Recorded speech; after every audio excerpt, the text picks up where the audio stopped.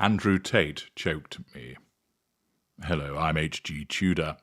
I've spoken about Andrew Tate previously, as he is a useful representation of an upper lesser type B somatic narcissist. Bold, brash, bullying, a boaster, belligerent, doesn't operate with any form of facade. He will utilize a veneer in his one-to-one dealings with people, but doesn't extend a facade to the world at large. Indeed, he trades on his I'm an alpha male, I say what I think, fuck you, you're weaker than me approach. This, of course, has garnered him considerable success and money with regard to a section of society that has felt alienated and let down. However, typical of the upper lesser type B, it's also landed him in some hot water, and it would appear that there's more waiting for him. BBC News, with an article by Victoria Derbyshire, states, Andrew Tate choked me until I passed out, UK woman claims. A British woman says Andrew Tate choked her until she lost consciousness while they were having sex and then subjected her to threatening behaviour. Now, as always, it's important to make clear that these are allegations that have been put forward. It is not evidence that has been tested in a court of law. He has not been convicted of anything in relation to these allegations. Nevertheless, for the purposes of an analysis vis-à-vis narcissism, if this evidence is accurate and correct, what does this tell us more about his behaviour? Well, the fact of choking somebody where it wasn't consensual demonstrates a lack of boundary recognition, an absence of emotional empathy for that individual, a sense of entitlement to treat them in that way, and, of course, objectification. The fact that she was choked until she lost consciousness could also have placed her in a dangerous position. This was being done whilst having sex. It's part of the assertion of control and fits with Tate's own view of himself as a dominant alpha male.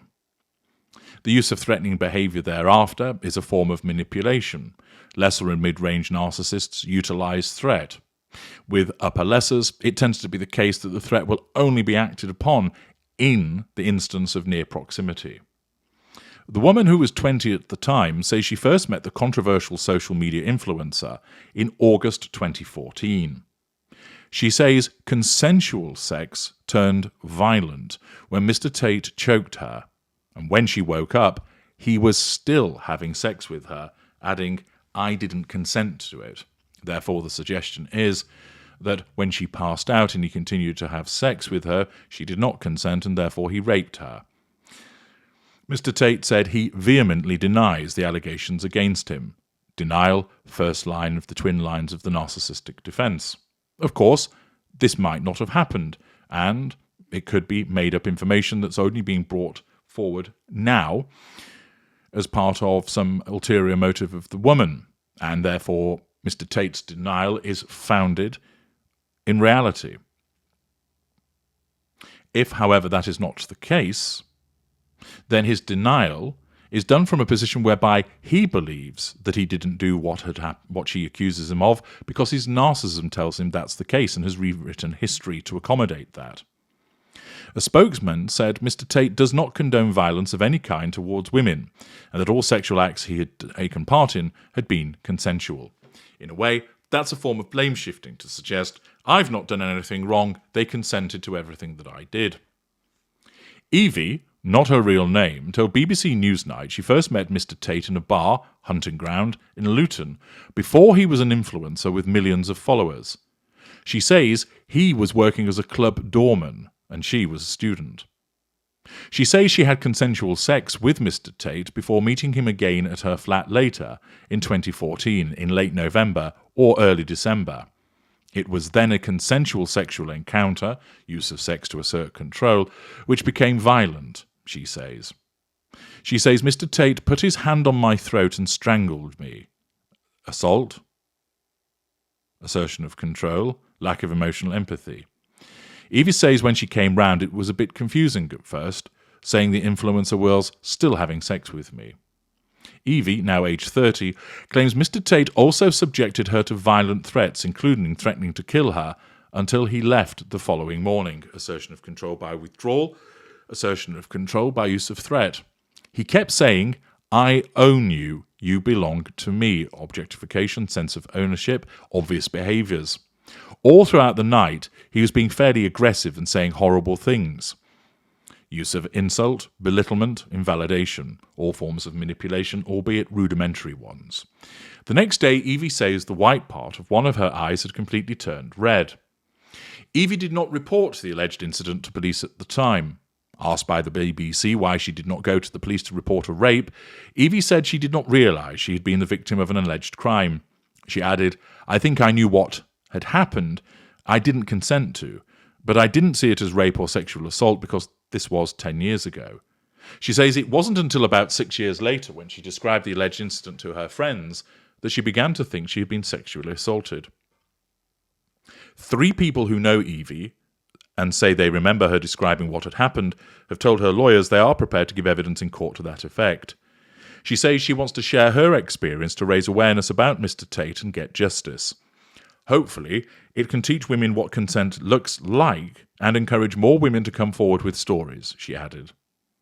Evie is the latest British woman to join a planned lawsuit against Mr. Tate, threat to control, together with 3 others. They are pursuing civil damages. The women, all in their late 20s and early 30s, allege they were victims of sexual violence by Mr. Tate between 2013 and 2016 when he was living in the United Kingdom. If, of course, these allegations are correct, this shows a particular modus operandi which is commensurate with the behaviour of the bullying upper-lesser type B. Addressing the former kickboxer, Evie added, "You're going to be held accountable for what you've done." In an interview with BBC News last week, which I may well cover in greater detail, Mr. Tate denied, issuing of denial, first line of the twin lines of the narcissistic defence, denied fueling a culture of misogyny and defended his reputation. He also dismissed, dismissal being a haughty behaviour and also a form of manipulation to nullify the threat to control, he also dismissed the testimonies of individual women involved in the current investigation who have accused him of rape and exploitation. He was first arrested together with his brother Tristan at their Bucharest home in Romania in December 2022.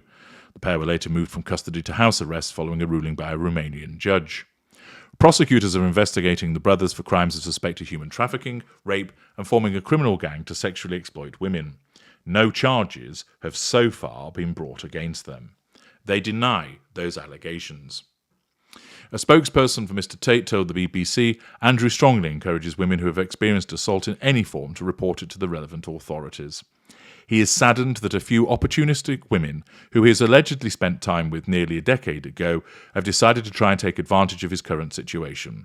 We will not be commenting any further or anyone's alleged intention to pursue legal action unless such action is submitted to the authorities. You may form the view that these individuals are opportunists who have seen that he's risen to prominence, that he's got money, and he's been accused of various unlawful activities and are taking their opportunity to join that particular bandwagon. Or it may well be the case that it actually happened. You can make a determination yourself based upon the evidence, but it does continue to create a picture which is commensurate with the behaviour of him as a narcissist and an upper-lesser type B. Behaving in an obvious way, being bombastic and belligerent, being dismissive of individuals, haughty, regarding himself as particularly superior, often engaging in lengthy word salads, describing how he's superior to other people, which actually often do not make much sense and can be readily cut through. Operating within his own bubble of delusion, he is an excellent example of an upper-lesser type B somatic narcissist. I'm H.G. Tudor. Thank you for listening.